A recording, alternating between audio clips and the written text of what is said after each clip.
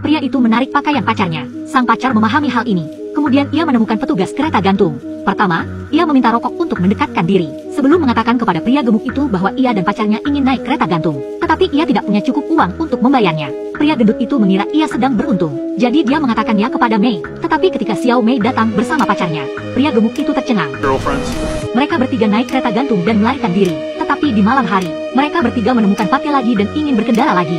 Pria gendut itu menolaknya dengan alasan bahwa ia harus segera masuk. Tetapi orang-orang itu mengancam Pate dengan apa yang terjadi pada siang hari. Pria gendut itu tidak punya pilihan selain setuju dengan mereka. Mereka bertiga naik kereta gantung gratis lagi. Tetapi apa yang tidak mereka ketahui adalah bahwa mereka akan membayar harga yang mahal atas tindakan mereka. Setelah beberapa saat, rekan pria gemuk itu datang untuk giliran kerjanya. Saat ia pergi, pria gemuk itu mengatakan kepada rekannya bahwa masih ada 3 orang lagi yang masih harus turun. Tidak lama kemudian, rekannya melihat 3 pemain ski menuruni bukit. Ia mengira mereka bertiga, jadi dia menelepon untuk memberitahukan bahwa dia sedang tidak bertugas.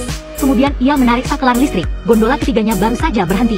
Pada awalnya mereka tidak memikirkan apapun tentang hal itu. Mereka mengira itu hanya kesalahan mesin. Tetapi saat lampu padam di taman salju, mereka menyadari keseriusan situasi. Mereka mulai berteriak dari gondola. Tetapi yang mereka dapatkan sebagai tanggapan hanyalah angin dingin. Kemudian Mei menemukan masalah yang lebih serius. Itu adalah hari Minggu. Lereng tidak akan dibuka sampai akhir pekan depan. Itu waktu yang lama. Jika mereka tidak mati kedinginan, mereka akan mati kelaparan. Laut bergegas menyuruh mereka untuk tenang. Kalau tidak, mereka akan mati dengan cepat. Tetapi pada saat berikutnya salju turun dengan lebat. Angin dingin bertiup pada mereka bertiga dengan salju dan es. Mereka bertiga tidak hanya merasakan sakit yang luar biasa. Mereka begitu kedinginan sehingga mereka meringkuk bersama. Ketika mereka berada di ambang keputusasaan, sebuah cahaya tiba-tiba bersinar di belakang mereka. Sebuah bajak salju melintas. Mereka bertiga segera menjadi bersemangat. Mereka berteriak pada pengaduk salju. Tetapi angin dan salju terlalu kencang. Pengemudi tidak bisa mendengar teriakan mereka.